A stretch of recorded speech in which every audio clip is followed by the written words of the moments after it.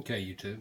The video I shot did not show a good example of me installing that, so I'm going to try to zoom in and we're going to redo this so maybe you can see it a little bit better. Alright, I think we got it in focus now. That's where I'm going to be doing the work. Hopefully I can edit this. If not, it'll be a part 2. God, I know you hate part 2s, right?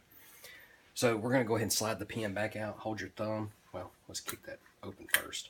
Hold your thumb over the spring. It's just going to want to pop. Go. Tension come off. Okay. So, first things first, get your cover started. So just to where, flip it around this way. Might be easier to see like that. Just to where it's just slightly poking out right there. So just how we can see it right there. Okay.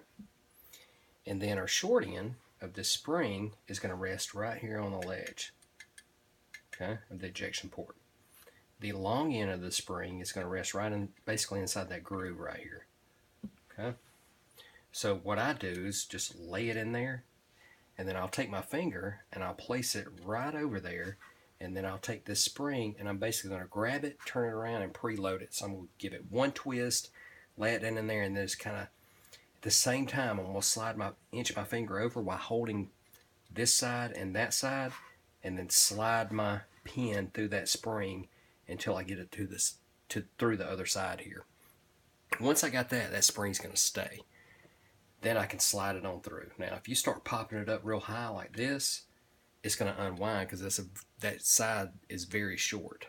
So, we got our pin started. I'm going to take my finger, or you can take your thumb,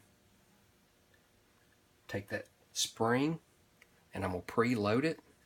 Just kind of turn it around just like that. Okay. See how it popped right in that section?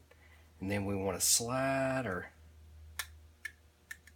pin through. Still holding a little pressure. Okay, we got through the other side. So now we want to hold a little pressure down, because we don't want that little short spot to flip around. We still got to get this pin through the other side here. So there we go. So now we're through the other side. So now we're preloaded, and that latch is going to work. Boom, snapped.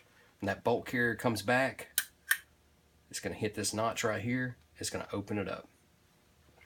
Now, like I said before, on the storage, you definitely want to keep this. If you're not going to, right away put that barrel nut on, or the barrel, or if you already got your barrel or handguard, you can go ahead and just screw that barrel nut down. If you don't have it yet, you want to put a piece of tape over it, keep it from moving around, and store it where it won't fall out, because if somebody pulls that pin out, that spring's going to go flying. So that may be a part 2, just to give you a close-up of how to install that spring. That usually gives everybody the most trouble. But assembling a stripped upper is really a very basic task that anybody with some basic hand tools can do. I mean, you could do it without a vise. I strongly suggest a vise, and you're going to have a vise pretty much when you go to put the barrel on. So go by one of the big box stores, get you a little barrel. Get you a vise. You'll need at least a 4. For this tool, I think it's a 4-inch vise. I can tell you, because you'll need for my tool, I need at least a 4-inch. So we can measure it. Yeah, at least a 4-inch. So I think mine's a 4.5 or a 5-inch. So that is assembling a stripped upper for the 6.5 Grendel. Alright, hope you enjoyed.